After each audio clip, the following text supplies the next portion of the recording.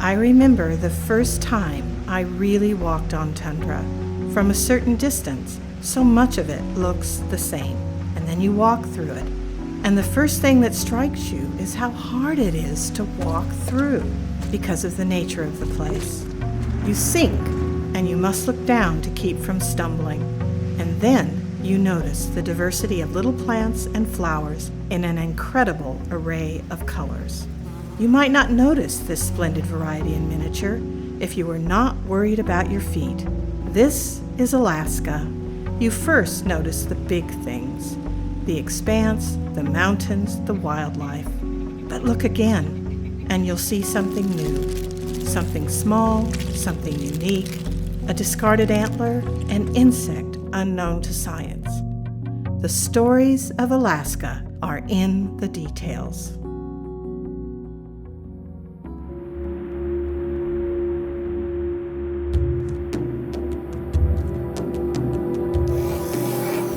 The UA Museum of the North is Alaska in microcosm. It tells the stories of both the vast and the minute. Some stories have existed for ages, others are new.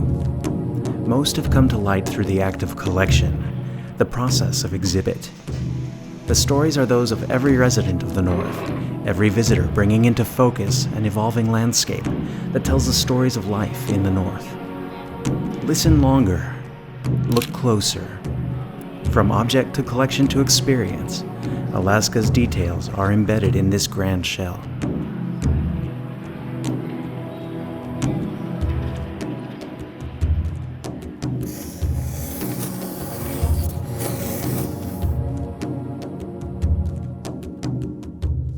The museum presents two main galleries, each with very different approaches to Alaska's features.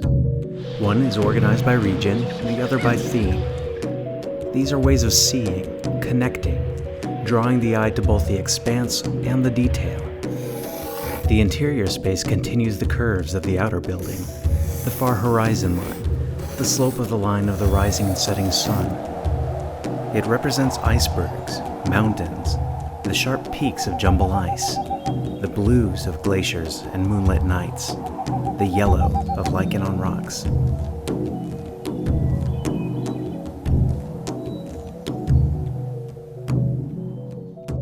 Like the landscape, the museum feigns stillness. It appears to be unchanging, and yet it is a dramatic, dynamic glass through which to view the North. You haven't really seen the museum until you've seen it in the morning and at sunset, in summer and in winter. In the time you have been here, the world has moved forward, and the building has changed with it.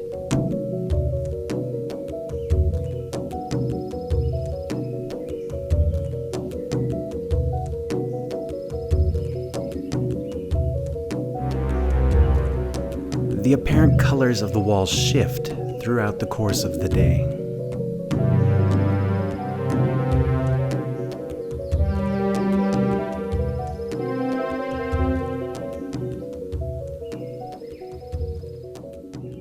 The seasonal race goes beyond pulses of light. It is the emergence of the stories and the burial of detail.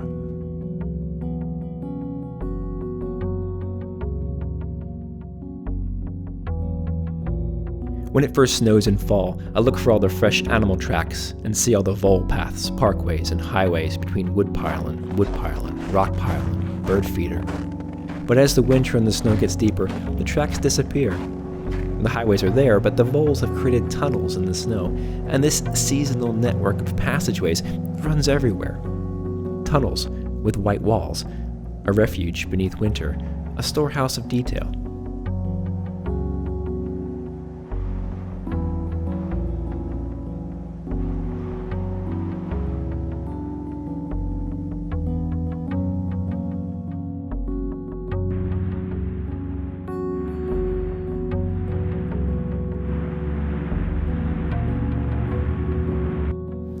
Throughout Alaska, and in the museum, there is a lot going on underneath.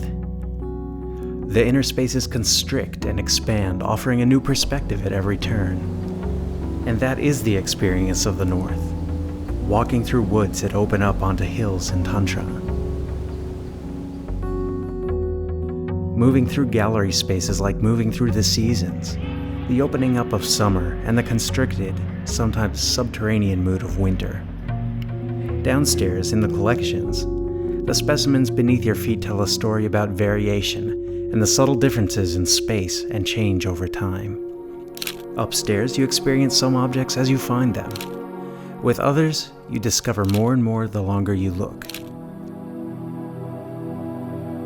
Still others resonate later when you tell friends about what you've discovered.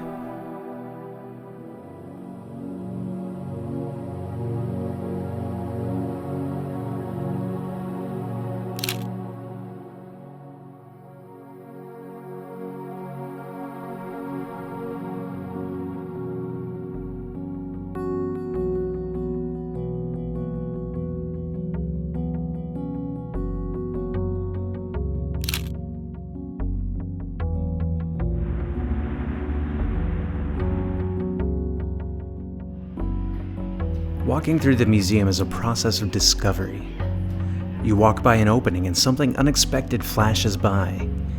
You come around and then see it again later, the way when you're driving the highway, the mountains appear and then are occluded by trees and then appear again. This time different, closer, cast in a new light. Or when you are walking through brush in the park and you come across a cluster of caribou, and then next season you see them crossing a ridge on the far side of the valley. Alaska is discovery.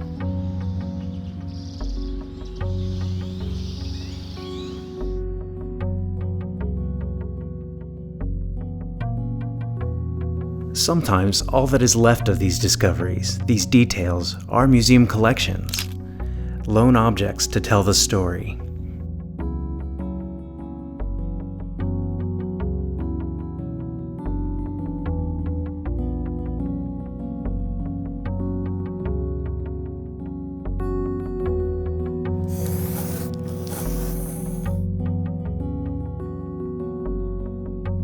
A tour of the galleries reveals these objects. Stopping by a while reveals the stories.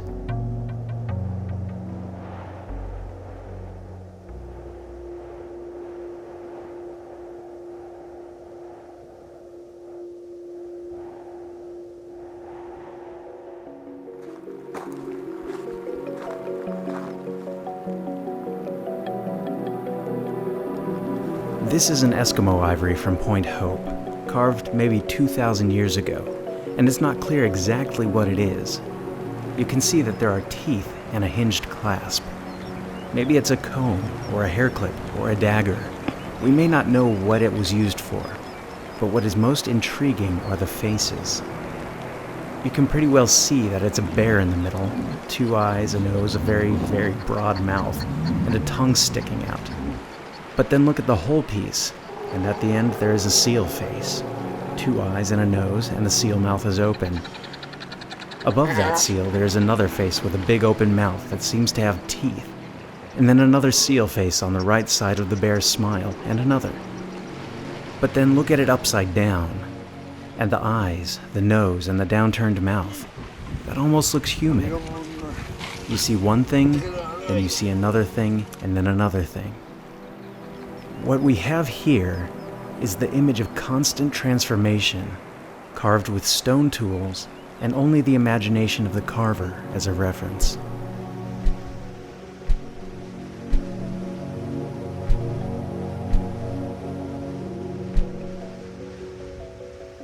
I love the longer you look at this piece, the more you see. You find yourself looking for ravens, and you find them. And the whole feel of this piece is like air currents. The carving has a depth of its own, but the paint layer with the highlighted and shadowed edges also has depth. And you feel a push, a pull, that's part illusion and part contradiction. The piece receding as you look at it. It's a subtle effect. It doesn't jump up and say, hey, check this out. It's not a jumble, it's in motion. By breaking it apart, it appears more together. Amid the vast complexity, we're encouraged to pick out the details before they transform.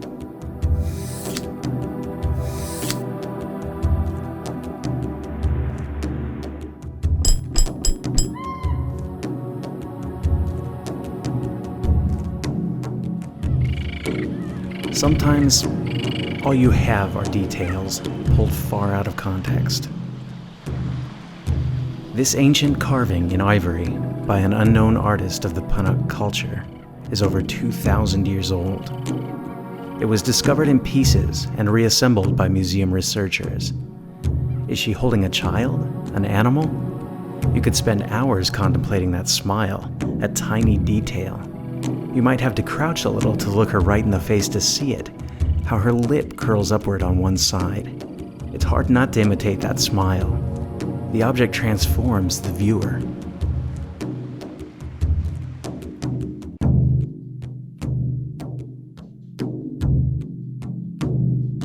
Another long-forgotten artist has carved this chain from a single piece of ivory, again with stone tools.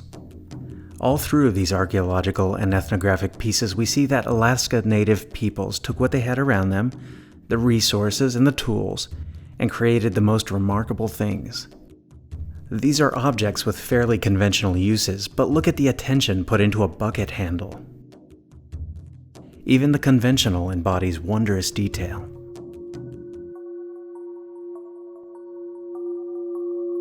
As we draw back, the details become objects again, and the objects become collections. This juxtaposition transforms them. New relationships develop.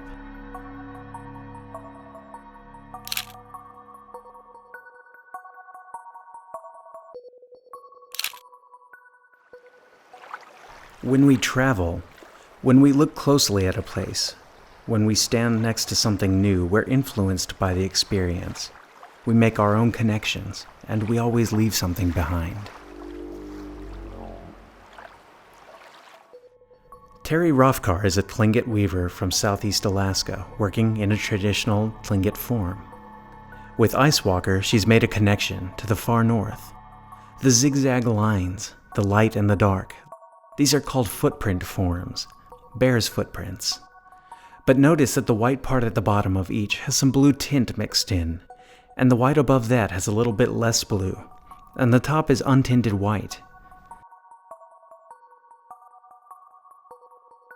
Now when a polar bear goes walking along in wet snow, the bear sinks and a little bit of water gets melted at the bottom of the footprint. In the Arctic, that's bright blue, so we're looking at the footprint from the side. Their traditional footprint has been transformed.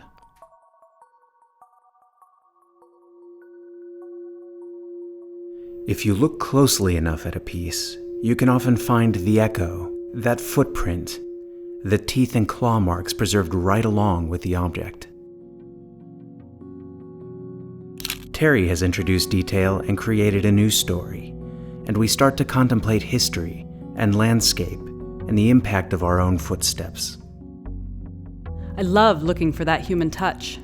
A carving made for its maker's hands, a thumbprint in pottery, or in the finish of a carved mask, seeing the marks of toes worn into the bottoms of shoes. Like a work of art that doesn't just flash into being, our understanding of a place is constructed over time, acted upon layer, each refining, transforming our lasting impression.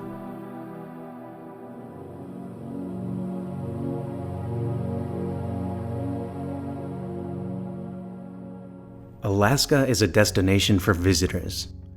The museum is a destination for objects, and every object, every person in Alaska came from somewhere else, back to the time the continent was first settled. It took considerable effort, and a museum collection can be a reflection of that effort, an investment in material and time and distance. If we know so little about Alaska, it's because the landscape requires boats and airplanes, and the details require hiking boots. Regardless of the difficulty, the museum collections contain over 1.4 million objects, more than could ever go on display, and yet a limiting number when it comes to telling a history.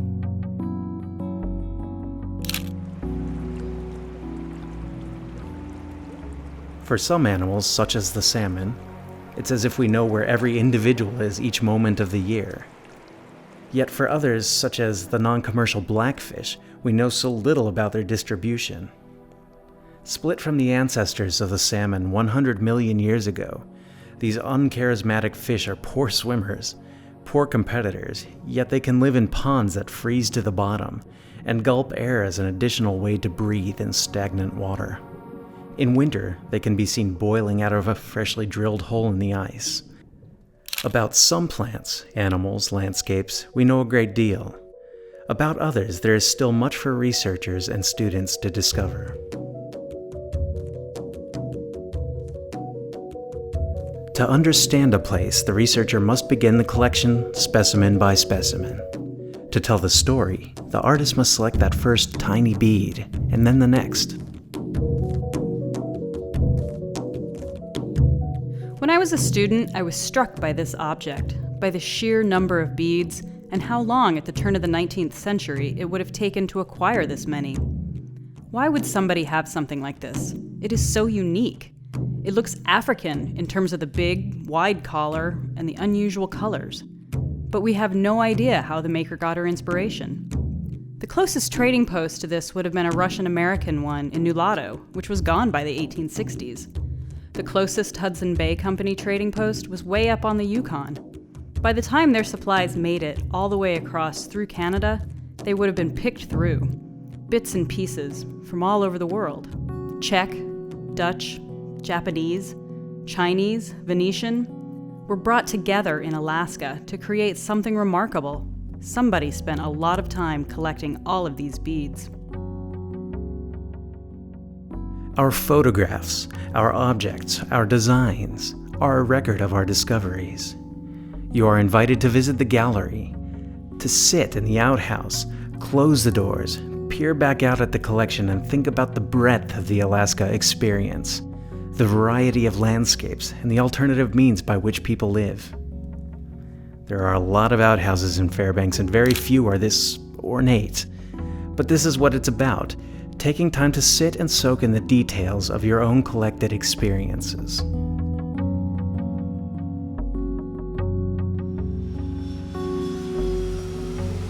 Soon after I moved to Alaska, I was living in an apartment, and I was very pleased with myself until one evening we went visiting with a new friend, and she lived in a cabin with no bathroom, no running water, and I fell in love.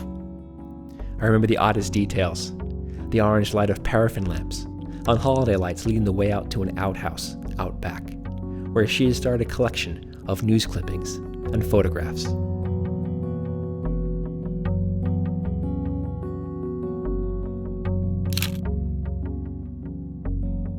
Museum curators collect and they study.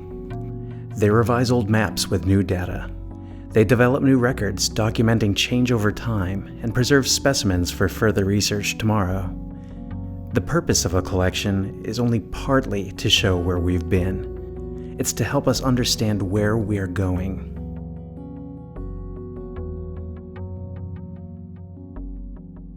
Sometimes we can capture a place in a moment, the way a photograph stores a memory for later. But most often we must sit and linger in a place to feel it change. In the museum, in the place where you go to listen, you can see and hear the colors and the sounds that represent the deep rumblings of the earth and the incarnations of the aurora. This is change over long stretches of time. You can never look close enough and long enough to take it all in.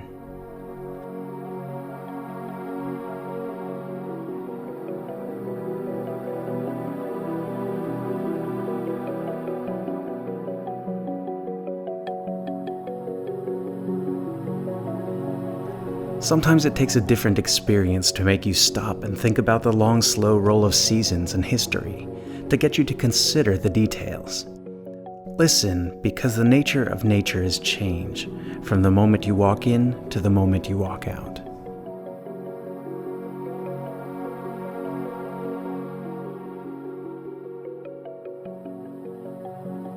This is a museum of the North. A collection of collections that spans millions of years and no less than all the seasons. The way the outer walls slant outwards, as if leaning into a strong wind, that's a reflection of those places and times where even the sun can become memory.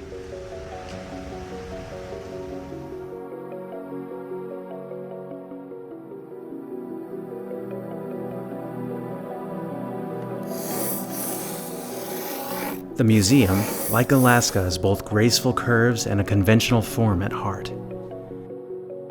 There are air handling systems, plumbing systems, electrical systems, secure collection spaces, laboratories, classrooms, galleries.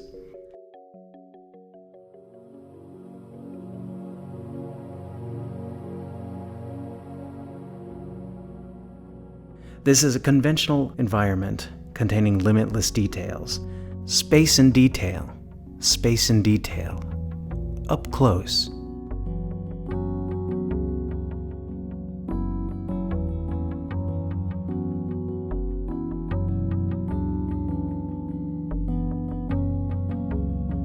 We're living in a rushed world, a world where things happen constantly and very quickly. It's difficult to look closely, to get right up next to one fascinating thing, because we know for that time we are going to miss a lot of everything else. We have places to go, people to meet, names to earn, and the museum can help. Collections compress both space and time and help us understand, though even here there is often too much. The museum is a contemporary work of art, not just a work of the past. It is traditional values and modern living. It is a work always in process, dramatic and dynamic. A visit is but a snapshot, but look close and then look again.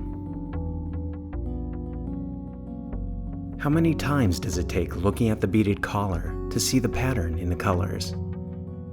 BCD, CBA, BCD, CBA, in the pattern, a curve, an arc.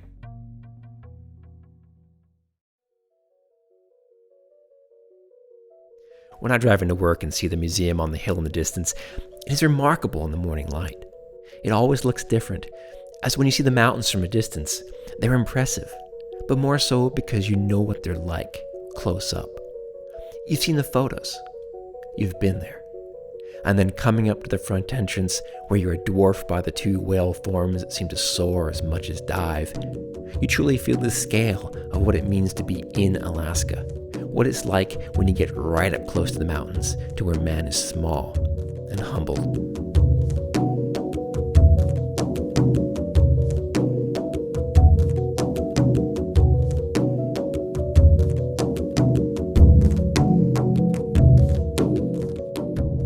Alaska is all about scale, but too often we think of Alaska only on the grand scale. The wide vistas, the tallest peaks, the enormity of the coastline, the abundant wildlife. But what is really impressive is the up close. It's not just the mountains that define Alaska. It's the predatory dance of a dragonfly, the fleeting glimpse of a strange northern fish, the annual habits of the red-backed vole, the goofing of ravens.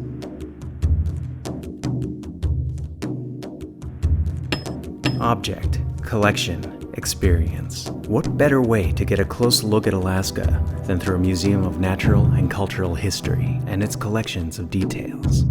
You are here. Look, listen, and discover.